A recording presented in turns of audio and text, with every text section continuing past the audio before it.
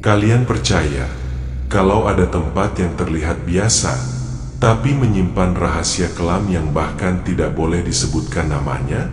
Sebuah kisah nyata yang dialami seseorang dan sampai hari ini tidak ada yang berani mendekati tempat itu lagi.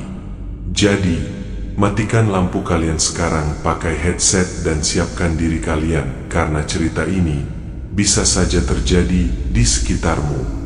Sebelum cerita dimulai, pastikan kalian sudah tekan tombol subscribe, nyalakan loncengnya agar kalian tidak ketinggalan kisah-kisah horor nyata berikutnya. Tinggalkan komentar jika kalian pernah mengalami kejadian serupa dan tulis di bawah cerita apa yang kalian ingin dengar selanjutnya. Karena siapa tahu kisahmu yang akan kami angkat berikutnya.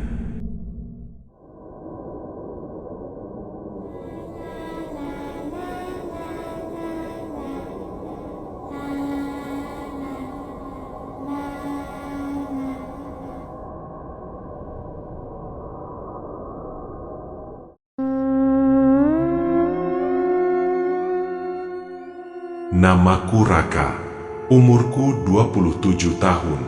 Sejak kena PHK dari pabrik tahun lalu, aku hidup seadanya bersama ibu di sebuah desa kecil di pinggiran kota. Tak banyak pilihan kerja di sini, tapi satu malam, aku dapat ide, buka warung kopi sederhana di dekat rel kereta yang sudah lama tak aktif. Tempatnya sepi, tapi strategis. Banyak sopir truk dan ojol yang melintas dini hari. Pikirku, rel tua itu terletak di belakang pasar, tepat di tikungan yang katanya dulu sering terjadi kecelakaan. Orang-orang bilang rel itu mati karena jalur keretanya sudah tak digunakan sejak 2 dekade lalu. Tapi aku tak percaya tahayul. Toh, aku hanya jualan kopi. Warungku sangat sederhana. Bangku kayu panjang, meja dari triplek bekas, dan termos besar isi kopi hitam racikan sendiri.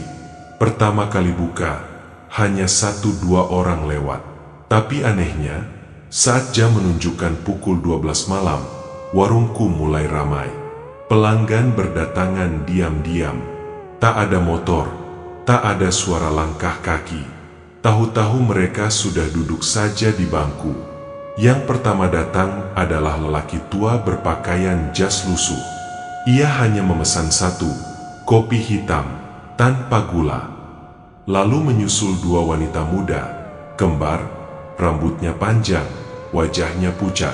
Tak banyak bicara, hanya tersenyum dan memesan. Suasana jadi ganjil. Tak ada suara jangkrik, tak ada angin. Tapi aku merasa seperti sedang di pasar yang ramai. Kupikir mereka warga sekitar yang memang kerja malam. Tapi saat kutanya mereka tinggal di mana, tak ada yang menjawab. Mereka hanya menyeruput kopi dan menatapku lama, yang membuat bulu kuduku merinding. Saat pagi menjelang, warungku tiba-tiba kosong. Bangku-bangku yang tadi penuh, kini kosong seperti tak pernah ada yang duduk di sana.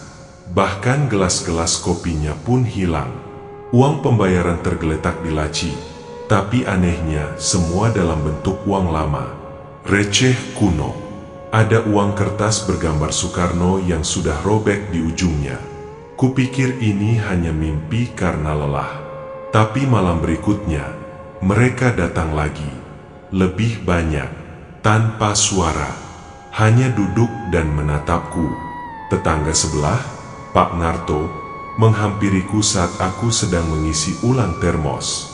Ia hanya berkata pelan, "Mas Raka, tahu nggak dulu di rel ini sering ada tabrakan kereta? Mayat-mayatnya nggak utuh. Warung yang pernah buka di situ nggak pernah bertahan lebih dari seminggu. Yang punya warung terakhir katanya hilang." Aku tertawa kecil, mencoba menganggapnya angin lalu. Tapi malam itu, saat hujan turun rintik-rintik, pelanggan kembali datang. Kali ini ada satu yang sangat berbeda. Seorang wanita duduk sendirian di ujung meja, rambut panjang menutupi wajahnya. Ia tak memesan apapun, tapi saat aku dekati, Ia menengok pelan, matanya hitam legam tanpa bola mata, dan ia tersenyum. "Terima kasih, kopinya enak," bisiknya pelan. Tapi aku belum sempat menyajikan apapun malam itu. Dan entah mengapa sejak malam itu, aku selalu terbangun dengan aroma kopi gosong menyelimuti kamarku. Padahal aku sudah menutup termos dan meninggalkan warung sebelum subuh. Warung itu sepertinya bukan warung biasa. Sudah seminggu warungku berdiri di dekat rel tua itu. Dan selama itu pula, aku selalu melayani pelanggan-pelanggan yang datang di jam-jam aneh, biasanya lewat tengah malam hingga jelang subuh.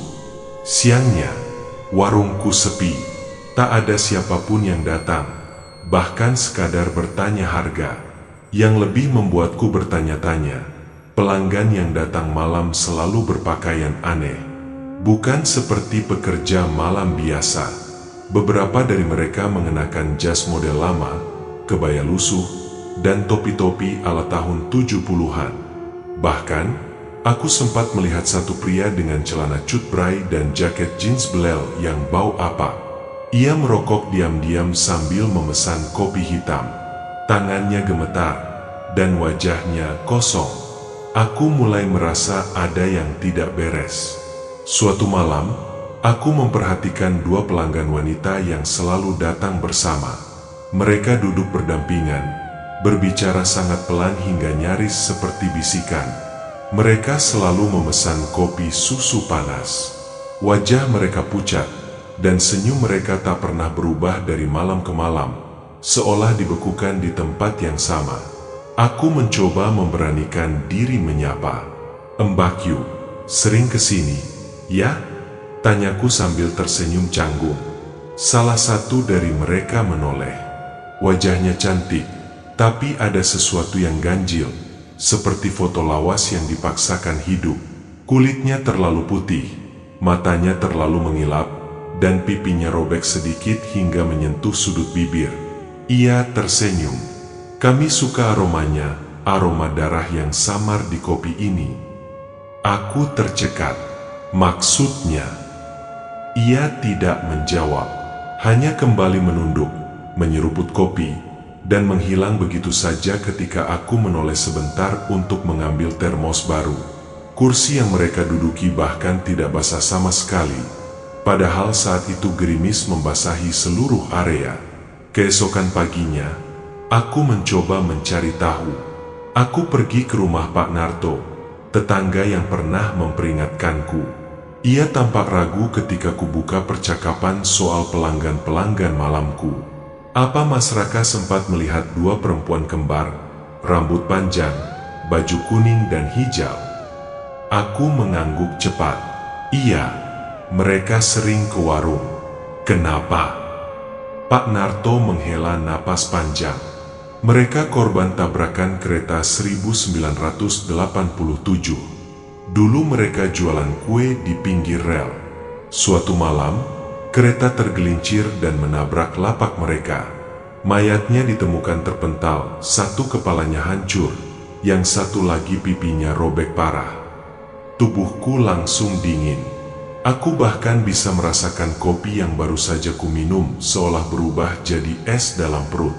"Kalau mereka sudah mampir ke warungmu dan mulai bicara, itu tandanya kau sudah diterima," lanjut Pak Narto dengan suara pelan. "Diterima oleh siapa?" Ia tak menjawab, hanya memandangku dengan sorot mata yang seolah berkata, "Kamu sudah terlalu jauh." Malam itu, aku kembali buka. Ada perasaan takut, tapi juga perasaan aneh, seperti tertarik untuk terus kembali. Pelanggan datang lagi. Semuanya diam. Hanya ada satu suara yang terdengar di tengah keheningan. Peluit kereta. Sayup-sayup. Padahal rel itu sudah mati. Aku mencoba menyibukkan diri membersihkan meja. Dan saat itulah aku melihat sesuatu yang membuat dadaku hampir berhenti berdetak. Di pojok warung, ada sosok wanita duduk dengan rambut terurai panjang. Tubuhnya kaku, wajahnya menghadap langsung ke arahku. Perlahan, ia tersenyum. Kali ini, senyumnya sangat lebar, terlalu lebar hingga sudut bibirnya mencapai telinga. Suaranya dingin saat ia berkata, "Kami semua suka di sini, Mas. Kopinya seperti dulu, saat kami masih hidup." Pagi itu, aku bangun dengan rasa mual yang tak biasa. Kepalaku berdenyut hebat, dan ruangan kamar serasa berputar. Sisa bau kopi gosong seperti menyelimuti tubuhku. Padahal aku sudah mandi. Saat berjalan ke dapur, aku baru sadar bajuku yang kemarin belum dicuci tergantung di kursi dengan saku melorot, dan di dalamnya sekepal uang receh. Tapi bukan uang biasa. Ada beberapa koin kuno yang belum pernah kulihat sebelumnya. Tertulis tahun 1928. Warnanya kehitaman, seperti terbuat dari logam tua yang berkarat. Ada juga uang kertas kecil lusuh bergambar orang yang wajahnya tak jelas. Matanya seperti dilukis ulang dengan tinta merah. Aku bergidik. Bukankah tadi malam aku menerima pembayaran dari pria tua yang tangannya gemetar? Dia membayar dalam uang receh, lalu pergi tanpa jejak. Tapi bagaimana bisa uang ini setua itu? Rasa penasaranku makin besar. Aku membawa uang itu ke kios antik milik Pak Dirjo, kolektor tua yang tinggal dekat stasiun lama. Saat ia melihat koinnya, wajahnya langsung berubah pucat. "Mas Raka dapat ini dari mana?" tanyanya tegang. "Dari warung pelanggan malam," jawabku. Ia menggigit bibir. "Ini bukan koin biasa. Ini uang roh. Biasanya dipakai dalam ritual pemanggilan arwah. Di masa lalu, orang Tionghoa membakarnya sebagai persembahan. Tapi ini asli. Logamnya nyata." Aku tidak bisa bicara. Mulutku kering. Pak Dirjo melanjutkan, "Kalau kau nerima ini, berarti mereka nganggep kau bagian dari mereka. Mas, tobatlah. Tutup warung itu." Sepanjang perjalanan pulang, mataku liar mengawasi bayangan di balik pepohonan. Jalanan mendadak lengang meski jam baru pukul 9 pagi. Sesampainya di rumah, aku langsung membungkus uang itu dan kubakar di halaman belakang. Tapi api tak mau menyala. Kertasnya seperti lembab meski kering, dan koin-koinnya mengeluarkan bau amis seperti darah basi. Malam harinya, aku bertekad tak buka warung. Tapi tepat pukul 12, ada ketukan di jendela rumah. Sekali, 2 kali, 3 kali, kupikir maling. Tapi saat kulihat, yang berdiri di luar adalah wanita yang semalam duduk di pojok warung. Rambutnya basah seperti habis kehujanan, dan dari bawah gaunnya menetes cairan merah tua.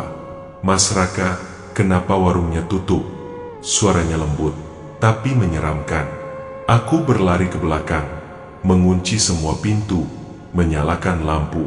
Tapi lampu-lampu langsung padam satu persatu, hingga rumah tenggelam dalam gelap. Dalam bayang samar, kulihat sosok-sosok lain berdiri di teras.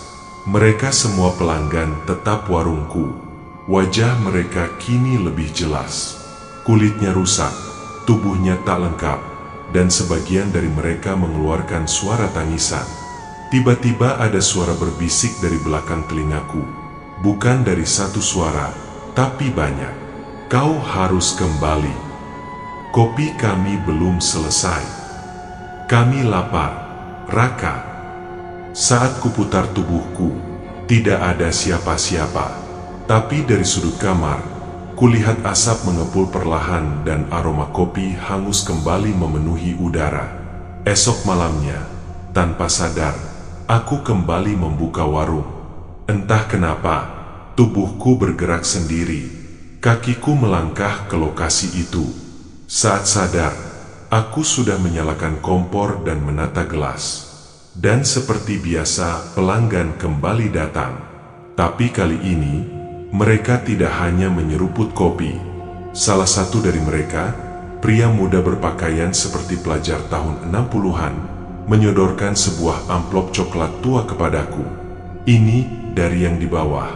ucapnya dengan suara datar. Aku menatap amplop itu. Tertulis, Perjanjian Mulut Warung malam ke-13. Tanganku gemetar saat memegang amplop coklat itu. Kertasnya kering, tapi terasa hangat seperti baru keluar dari api. Di bagian belakangnya, tertulis dengan tinta merah, "Jangan dibuka di bawah cahaya. Baca hanya saat aroma darah bercampur kopi."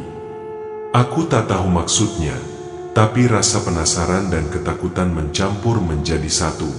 Aku menatap para pelanggan malam yang tetap duduk di warungku, diam, memandang kosong, seakan tahu apa yang sedang kupegang. Tak satu pun dari mereka bicara lagi malam itu. Bahkan senyum mereka pun sirna. Malam berakhir tanpa suara. Pagi harinya, aku mencoba melupakan semuanya. Aku pergi ke kota, mencari keramaian, berharap bisa merasakan kembali dunia nyata.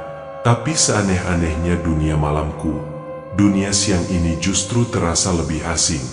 Orang-orang menatapku aneh, beberapa menjauh saat aku lewat.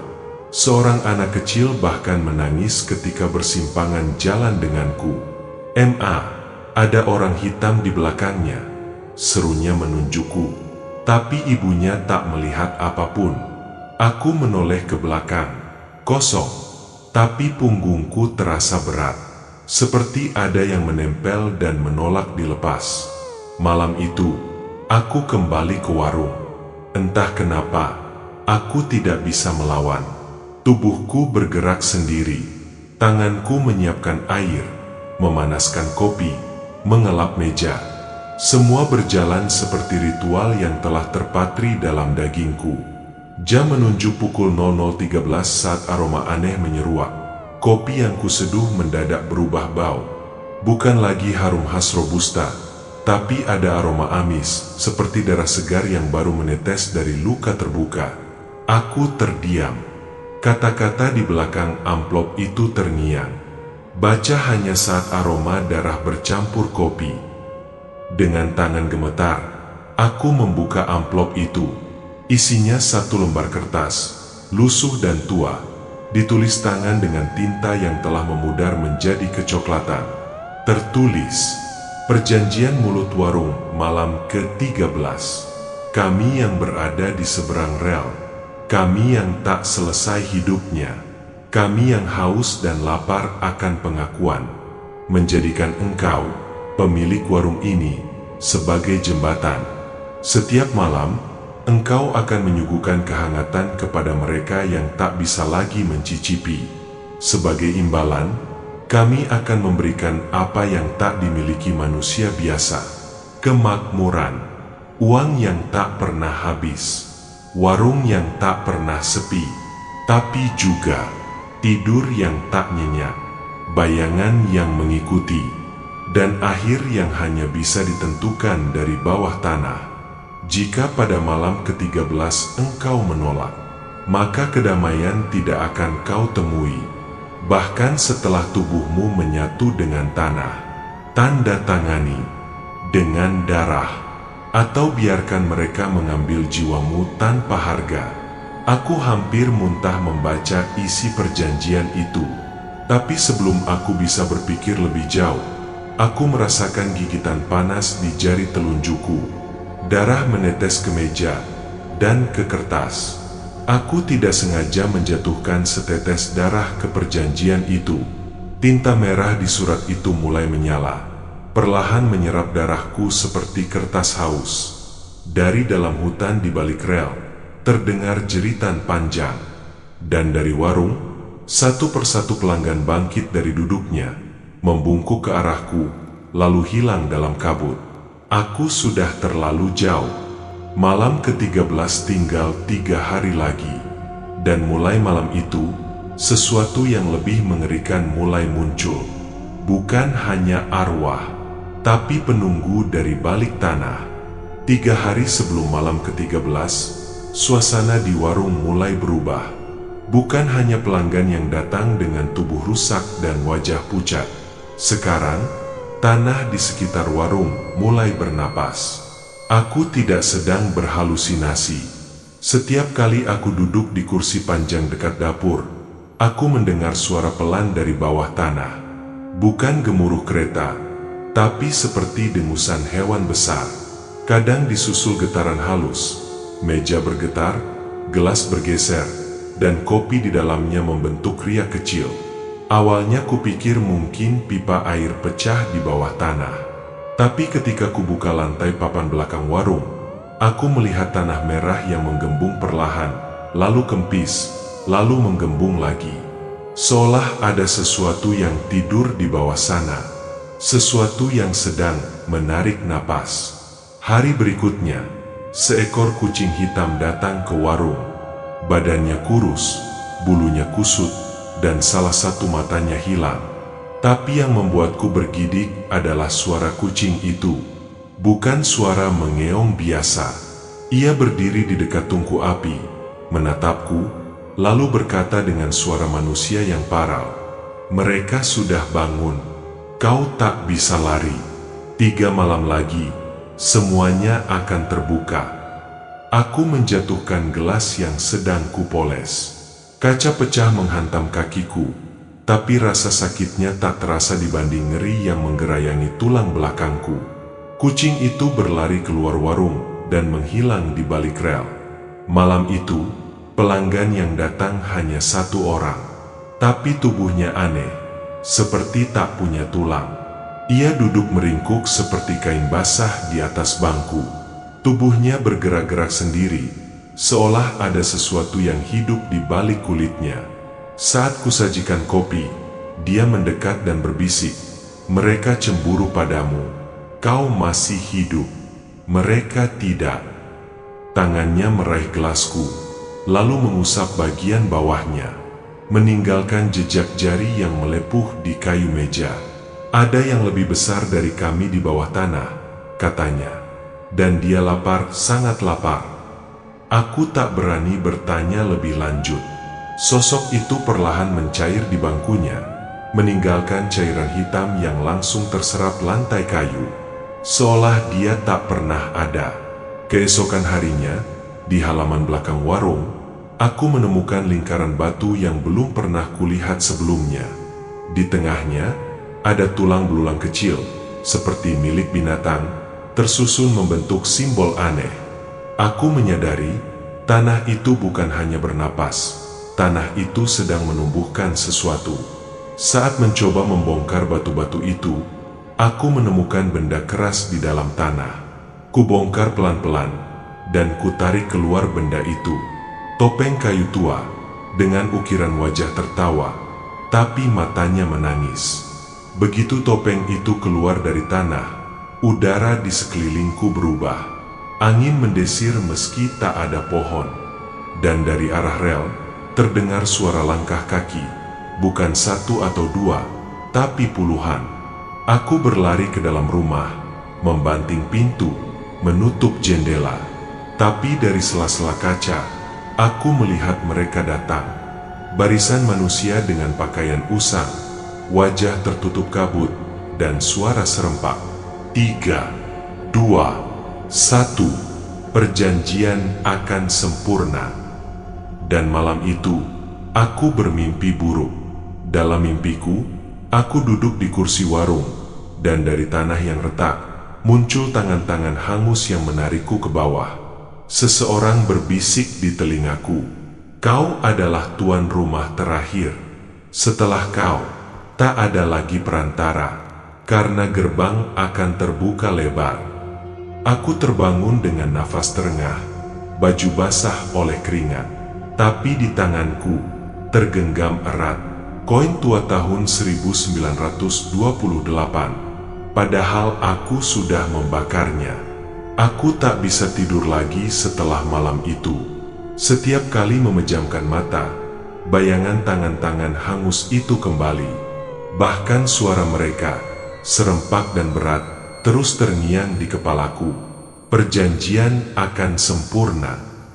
Pagi-pagi, aku memutuskan mencari tahu sejarah tempat ini.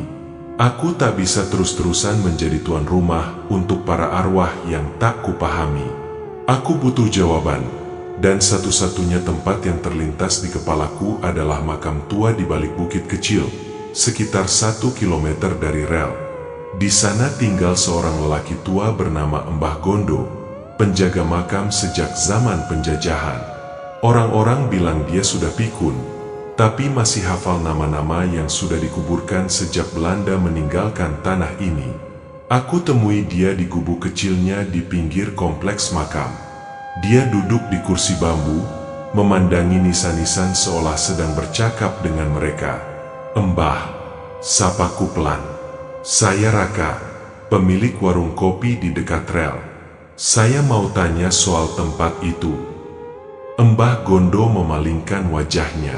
Sorot matanya kosong, tapi tajam. Lalu tanpa ditanya lebih lanjut, dia langsung berkata, "Sudah malam ke-10. Ya." Aku tercekat.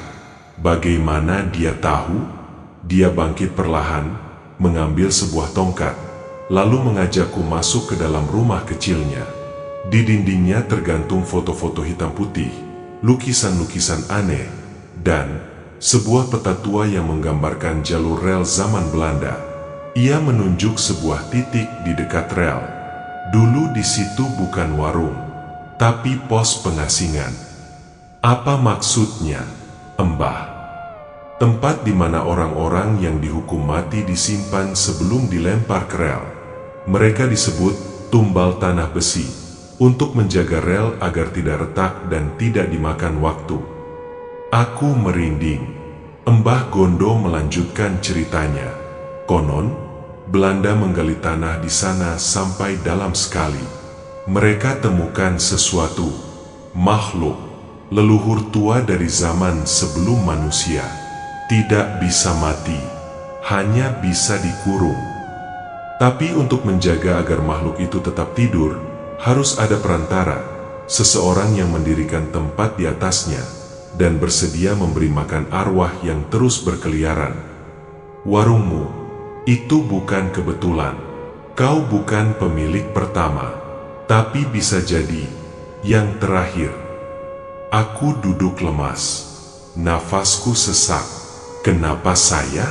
Saya nggak pernah minta ini. Karena kau tanda tangani perjanjian dengan darahmu sendiri. Aku mencoba mengingat. Ya, malam itu aku menjatuhkan darahku ke surat perjanjian. Tapi, apakah itu cukup untuk membuatku terikat? 3 pemilik sebelumnya hilang tanpa jejak. Satu-satunya yang pernah selamat datang padaku 30 tahun lalu. Dia membawa benda yang sama seperti yang ada di kantongmu. Aku terkejut. Apa maksud Mbah?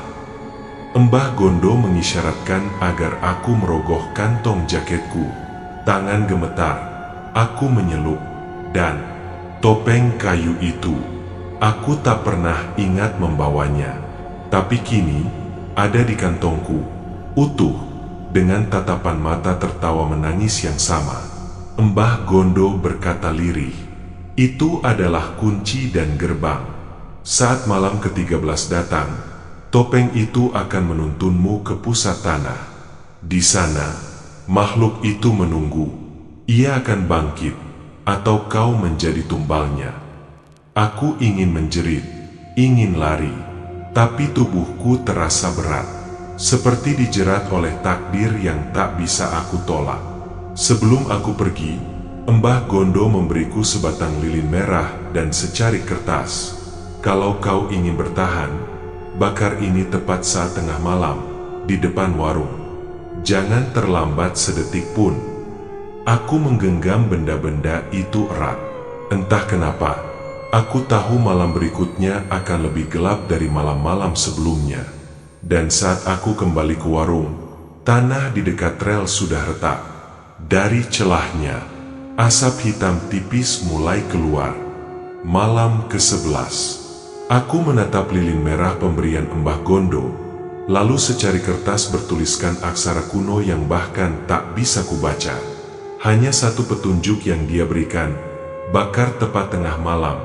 Jangan terlambat. Aku menunggu dalam diam di warung. Jam berdetak pelan. Suara jangkrik di luar seperti lenyap digantikan desiran aneh dari arah rel, seolah ada sesuatu yang menjalar dari dalam tanah. Saat jarum jam menunjukkan pukul 11.59, aku keluar membawa lilin dan kertas. Kutancapkan lilin di tanah depan warung, lalu kutaruh kertas itu di bawahnya. Tanganku gemetar saat menyalakan korek api. Pukul 12 tepat, api menyala. Lilin merah itu terbakar pelan. Asapnya putih pekat, lalu menghitam. Tapi tidak lama, angin kencang berhembus dari arah rel. Lilin padam. Gelap. Seketika aku mendengar suara, bukan dari luar, tapi dari dalam kepala. Kau sudah terlambat. Tubuhku ditarik ke belakang, terhuyung ke dalam warung. Pintu membanting tertutup sendiri. Jendela bergetar keras. Dari sela-sela papan lantai, asap hitam naik, menyebar ke seluruh ruangan. Lalu terdengar suara kereta, tapi bukan kereta biasa. Bunyinya pelan dan berat, seperti besi tua digeret paksa. Suara peluitnya panjang, serak, dan menyayat telinga. Aku membuka jendela, dan di luar sana, kulihat kereta tua tanpa lampu bergerak pelan di atas rel. Gerbong-gerbongnya terbuka, dan dari dalamnya keluar satu persatu penumpang dengan tubuh rusak, kepala terbalik, kaki pincang, mata kosong. Mereka menuruni gerbong dan berjalan ke arah warung, ke arahku. Satu di antaranya menatapku. Aku mengenalnya. Itu pria yang dulu pertama kali menandatangani kontrak jual beli warung ini. Rambutnya beruban, wajahnya hangus terbakar, bibirnya terbuka sedikit, dan ia berkata, "Aku ingin keluar, tapi tak ada jalan kembali." Lalu di belakangnya muncul sosok lain, lebih besar, lebih hitam, tubuhnya dililit kain seperti kafan lusuh. Tangan-tangannya panjang menjuntai menyentuh tanah. Wajahnya seperti topeng kayu yang dulu aku temukan. Matanya menangis darah. Ia berdiri di tengah rel, menatapku. Nafasku tercekat. Kau membuka gerbangnya. Kini rel ini bukan lagi penghubung dunia, tapi jalan pulang bagi yang dikubur tanpa nama. Rel di depan warung perlahan berubah. Batu-batu kerikilnya menyala merah. Suara teriakan mulai terdengar dari celah-celah tanah. Seolah ribuan jiwa sedang merangkak naik. Tanpa sadar aku melangkah mundur. Tapi lantai warung kini hangat seperti bara api. Di dapur, api dari tungku menyala sendiri. Di rak kayu, semua gelas bergetar, beberapa jatuh pecah. Lampu-lampu kedap-kedip. Lalu, tok, tok, tok. Pintu warung diketuk 3 kali, pelan. Tapi cukup untuk membuat jantungku seolah berhenti berdetak. Kutatap ke pintu, tak ada siapapun. Tapi saat kuintip dari jendela, kulihat bayangan, tinggi, kurus, berdiri dia menghadap warung. "Buka, warungmu harus tetap buka. Kalau tidak, mereka akan masuk lewat belakang." Aku memutar kepala ke arah dapur, dan kulihat tangan-tangan hitam mencuat dari tanah. Mereka mulai merangkak naik. Dari lantai, dari dinding, bahkan dari tungku api. Mereka menyebar cepat, memeluk kursi, menjerat kaki meja, merayap ke arahku. Aku berlari keluar warung. Tapi begitu kakiku menjejak tanah, rel menganga. Seperti mulut besar, besi-besi rel terbelah, memperlihatkan lubang dalam yang menghisap cahaya. Dari dalamnya, keluar satu makhluk, tingginya 2 kali manusia.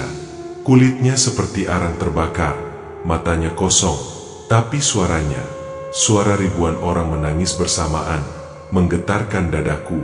"Kau akan menjadi tuan rumah abadi, karena malam ke-13 adalah saatnya kami tinggal selamanya." Aku menjerit, tapi tak ada suara keluar. Dan sebelum semuanya gelap, aku melihat warungku perlahan berubah bentuk, menjadi pintu gerbang, dengan papan kayu berganti batu hitam, dan tanda yang tak pernah kupasang. Warung kopi setan, buka selamanya. Setelah malam itu, aku tak tahu apa yang terjadi. Tubuhku seperti dilempar ke kegelapan tanpa dasar.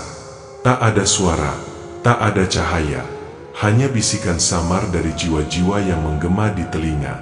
Aku terbangun bukan di dunia nyata, tapi di tempat yang terasa seperti pantulan buruk dari kenyataan. Langit di atas kelabu, pepohonan membusuk berdiri bengkok, dan warung kopiku ada di sana, tapi terbalik. Atapnya menancap ke tanah, lantainya menghadap langit, dan rel di depannya bersinar merah seperti bara neraka. Aku mencoba melangkah, namun tanah di bawahku seperti lumpur pekat yang mencoba menarikku masuk. Nafasku berat, langkahku tertatih. Di kejauhan, samar kulihat seseorang berdiri. Aku mendekat. Seorang pria tua, dengan pakaian kusut, wajah penuh luka dan mata yang kosong. Saat aku hampir menjangkaunya, ia berbisik tanpa menoleh. "Kau yang keempat." "Siapa kau?" tanyaku. Ia hanya menjawab, "Pemilik kedua warung. Aku dulu juga terjebak. Sama sepertimu. Sama seperti semua yang tertulis di kontrak itu." Aku mendekat. Dia membalikan tubuhnya pelan. Lehernya bolong. Dari lubangnya keluar asap tipis. "Kau punya 2 malam lagi. Kalau tak menutup perjanjian itu, kau akan menggantikan kami, penjaga setia tempat ini selamanya. Tapi," lanjutnya pelan, "hanya satu cara menutup gerbang, membakar akar warung." Aku kebingungan. Akar warung? Ia menunjuk ke belakang warung terbalik itu. Kulihat semacam pohon tua, menjulang tinggi, batangnya hitam legam dan cabangnya menjalar ke tanah seperti nadi. Dari akar-akarnya keluar suara lirih tangisan. Warung itu dibangun di atas pohon kematian. Akarnya menjalar ke dunia kita, menyerap darah dan kesedihan. Kalau akar itu dibakar, pintunya akan tertutup. Tapi apa? Tanyaku, mulai putus asa. Siapapun yang membakarnya akan ikut terbakar bersamanya. Aku terdiam. Napasku sesak, tapi suara-suara di bawah tanah semakin keras. Jeritan, tangisan, tawa gila. Seolah waktuku makin habis. Pria tua itu perlahan memudar. Sebelum menghilang, dia meninggalkan satu benda di tanah. Korek api perak, tua dan berkarat. Ini satu-satunya api yang bisa membakar akar itu. Tapi hanya bisa menyala jika digunakan oleh orang yang siap mati. Aku menggenggam korek itu erat. Tiba-tiba, tanah di bawahku berguncang. Rel yang membara tadi pecah, dan dari celahnya keluar tangan-tangan raksasa, mencoba meraihku. Sosok-sosok berkepala terbalik merangkak dari balik bayangan. Dan aku tahu, mimpiku bukan mimpi biasa. Ini adalah dunia jiwa. Tempat semua yang terikat perjanjian berkumpul. Aku berlari sekuat tenaga, tapi dunia ini tak mengikuti logika. Setiap aku maju, tanah di depanku memanjang. Setiap aku belok, aku kembali ke titik awal. Sampai tiba-tiba, aku mendengar suara nenekku, lembut, memanggilku, "Raka, pulang, nak." Aku berbalik. Di sana, di antara kegelapan, kulihat cahaya kecil. Suara nenekku semakin jelas. Aku mengejar cahaya itu, menerobos tangan-tangan yang mencoba meraihku. Dan saat aku menyentuh cahaya itu, mataku terbuka. Aku terbangun di ranjang, napas terengah-engah, peluh dingin membasahi tubuhku. Tapi aku tidak sendiri. Di ujung tempat tidurku, duduk seorang wanita berambut panjang, mengenakan kebaya putih. Wajahnya pucat, tapi matanya menatapku lembut. "Aku penjaga mimpi. Kau telah melihat apa yang seharusnya disembunyikan." Aku terpaku. Ia melanjutkan, mereka akan datang di malam ke-13. Bila kau tak siap membakar akar itu, maka mereka akan mengukir namamu di dinding rel bersama kami semua. Kemudian tubuhnya menghilang menjadi kabut tipis. Dan ketika aku berdiri, aku melihat sesuatu yang membuat jantungku nyaris berhenti. Dinding dalam warungku penuh dengan ukiran nama. Paling bawah, nama terakhir yang terukir, Raka Putra Al-Mahira, tertulis samar, tapi semakin terang. Malam ke-12, rasa takutku berubah jadi tekad. Aku harus menemukan pohon kematian itu dan membakarnya sebelum malam ke-13 datang.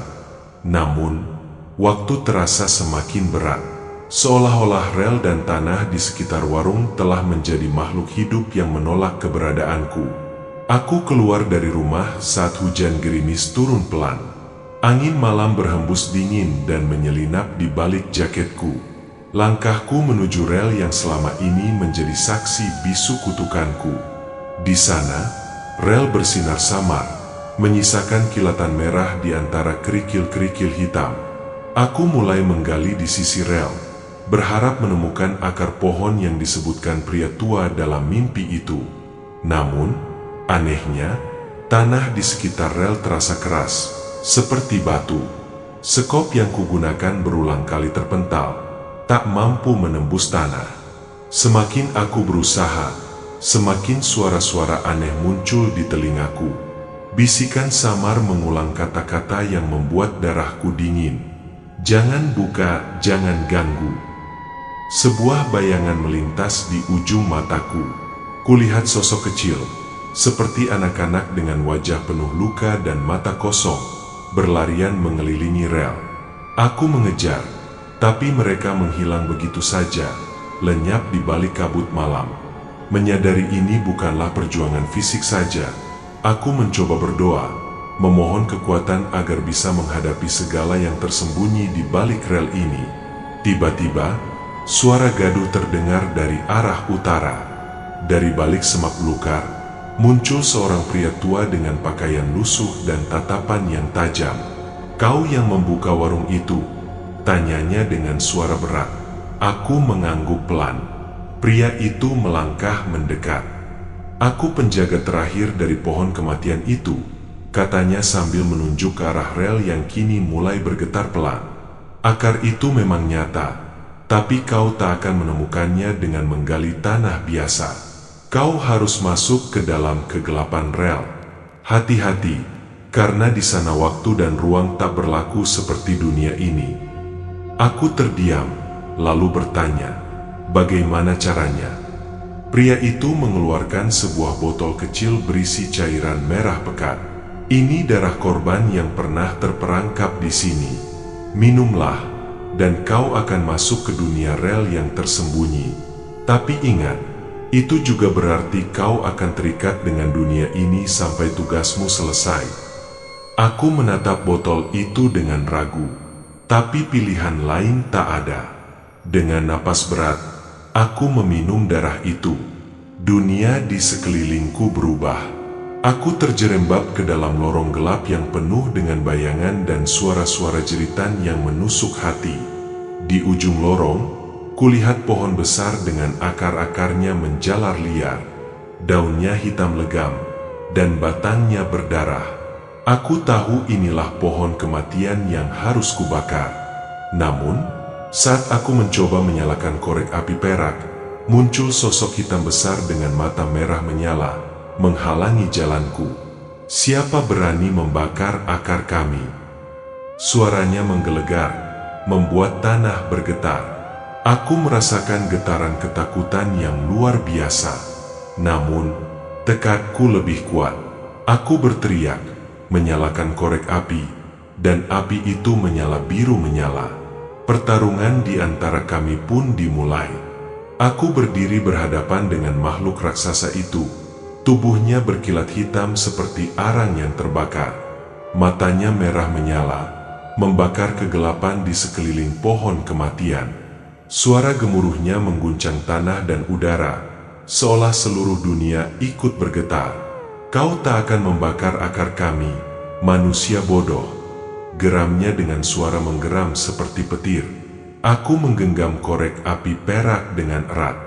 Di tangan ini tersimpan harapan terakhir, sekaligus kutukan yang harus aku jalani. Korek itu berkilat lembut. Api biru kecil menyala saat kusap dengan jari. Makhluk itu maju, mencakar udara, dan tanah retak di bawah kakiku. Aku tahu, ini pertarungan hidup dan mati. Aku menghindar dengan lincah, berlari ke arah akar pohon yang menjalar luas. Akar itu mulai bergerak, berputar dan melilit seperti ular raksasa. Aku harus membakar akar itu, tapi makhluk hitam itu terus mengejarku. Korek api tetap menyala biru, tapi semakin lama semakin kecil. Aku mengumpulkan seluruh keberanian, lalu melompat ke atas akar besar dan mulai menggoresnya dengan korek itu. Api biru itu mulai menyebar, membakar akar yang gelap dan berlendir. Bau terbakar yang menyengat memenuhi udara. Makhluk hitam meraung kesakitan, dan semua pohon di dunia mimpi itu mulai berguncang. Kau harus mati bersama kami, teriaknya. Lalu ia menyerangku dengan tangan raksasa, mencoba mencengkeram leherku. Aku berteriak, menyalakan korek api sekuat tenaga, menyentuhkan api ke tangannya. Api biru itu menyambar dan membakar kulitnya, mengeluarkan suara menderu. Tiba-tiba, aku merasa tubuhku panas terbakar dari dalam. Api itu merambat naik dari tangan hingga ke seluruh tubuh. Namun aku tidak peduli. Aku terus membakar akar pohon itu hingga seluruh pohon mulai terbakar. Asap hitam pekat mengepul ke udara, dan dunia mimpi itu mulai runtuh. Aku merasa tubuhku terhisap keluar dari kegelapan. Aku membuka mata. Aku kembali di warung kopi, tubuh basah oleh keringat dingin. Api di tungku menyala normal, dan rel di depan warung tampak biasa saja. Korek api perak di tanganku kini sudah berubah menjadi abu. Di dinding warung, ukiran nama yang dulu bersinar samar, kini perlahan memudar dan hilang. Aku tersenyum lelah. Perjanjian itu telah terputus. Namun, aku tahu, warung kopi ini akan selalu menyimpan rahasia dan kutukan yang berat. Dan aku sudah berubah menjadi penjaga baru warung kopi setan ini.